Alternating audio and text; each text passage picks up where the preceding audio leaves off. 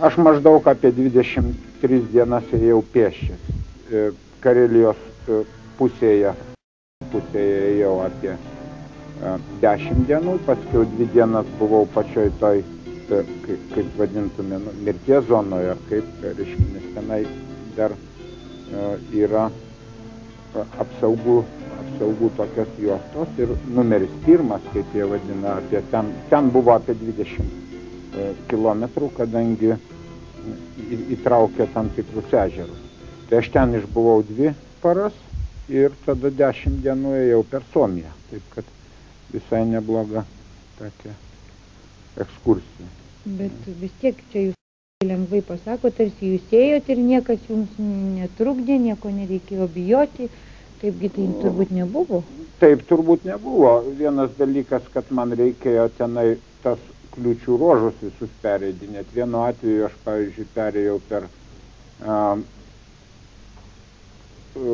užkardą, kaip vadintųsi, rusiškai Zastava. Per patį kiemą ėjau, kada ir šviesu buvo, nes baltasios naktys.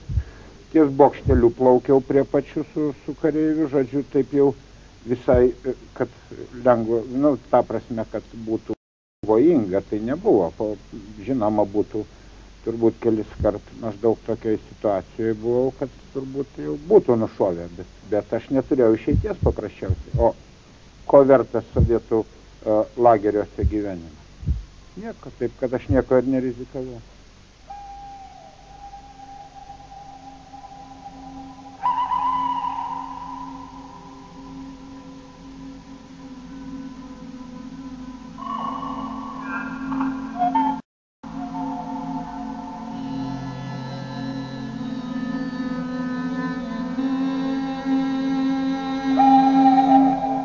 Matyt, ir jūsų charakteris toks linkęs rizikuoti. Jūs žinojot, kad kaip gali tai baigtis? Gal nėra taip dramatiškai. Aš nerizikavau, kadangi aš neturėjau ką prarasti.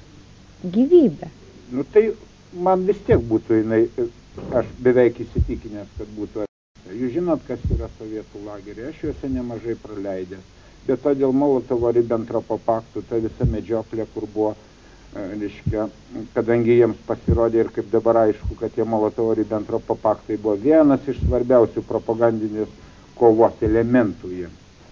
Tai žinoma, aš visiškai neapsirikau žinodamas, kas manęs greičiausiai laukia. Tai dėl to tokiu atveju čia ir žygdarbio jokio nėra. Aš neturėjau ką prarasti, paprasčiausiai. Čia aš be jokios pozos. Absoliučiai nebuvo ką. O jūs po to nesapnavo tos savo kelionės ir, pavyzdžiui, jeigu sapnuodavot ar kokius epizodus jūs turbūt labiausiai... Aš ją labai gerai iki dabar prisimenu visą kelionę, kadangi aš eidamas kiekvieną momentą galvojau, kad galimas dalykas, kad čia to, sakykime, ir gamtos, ir ežero, ir bendrai pasaulį gali jau matyti paskutinį galbūt kartą. Už tai aš labai džiaugiausi kiekvienu, sakykime, ar matydamas kokią gulbę, ar ten briedį, ar ką nors. Tai aš tiesiog niekad turbūt tokio aštraus gero pojūčio, kas yra gamta arba gyvybė iš viso. Tai niekad ir po to turbūt nesimatęs. Be to, dar viena tokia, reiškia, detalė, kadangi aš galvojau, kad kažin ar man teks kada iš viso ir Lietuvą pamatyti ir viską, tai tie tokie įspūdžiai žymiai giliau įsirėžė. Taip kaip atsisveikinant, sakykime, su kraštu, turbūt pas daugelį emigrantų arba daugelį išvežtų į Sibirą, tie paskutiniai momentai visada lieka kažkur tai sieloj giliau įspausti. Tai taip ir pas mane, be abejo, aš gerai prisimenu tą visą, iki beveik. Vaizdais, ar ne? Vaizdais.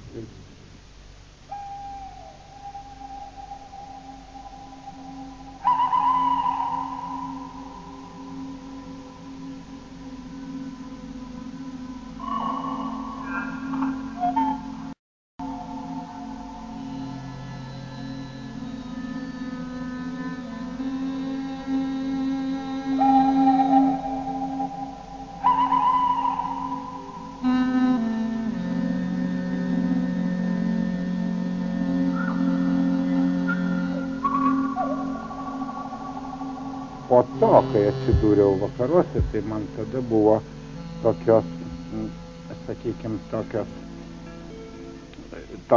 scena, kuri man niekad daugiau nepasikartos gyvenime ir turbūt daugelį gyvenime žmonių mažai kam kada ir pasitaikė. Tiesiog žmogus, kuriam nutrūko bekariant virvę.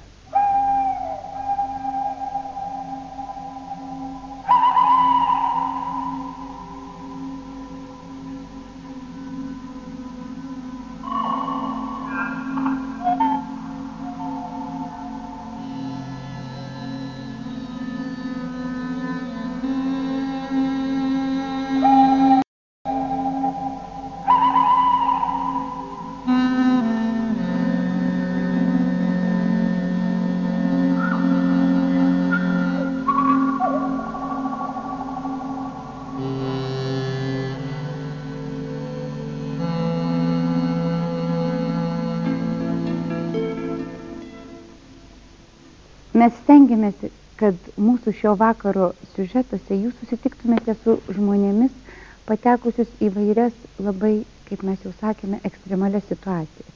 Vladas Šakalys, kurį ką tik matėte ir girdėjote, 80 metais, kai Maskvoje vyko olimpiada, pėsčias išėjo į vakarus. Išėjo ir ten pasiliko. Dabar po ilgos pertraukos buvo grįžęs apsilankyti į Lietuvą. Tada mes su juo ir kalbėjomės. Vladas Šakalys sako, kad tas, kas turi mažą svajonę, mažai ir pasiekia. Ir džiaugiasi, kad būdamas čia, jis nebandė klijuoti iš sudužusių trupinėlių savo gyvenimo. Matyt, turėdamas omenyje tai, kad iš 38 čia praleistų metų 20 jis buvo praleidęs sovietų lageriuose.